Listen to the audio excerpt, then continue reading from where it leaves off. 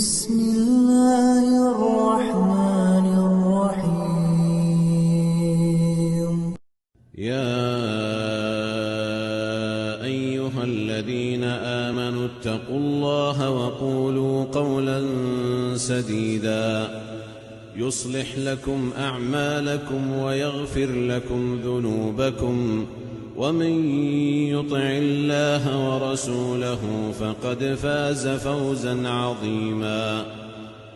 إنا عرضنا الأمانة على السماوات والأرض والجبال فأبين أن يحملنها وأشفقن منها وحملها الإنسان إنه كان ظلوما جهولا.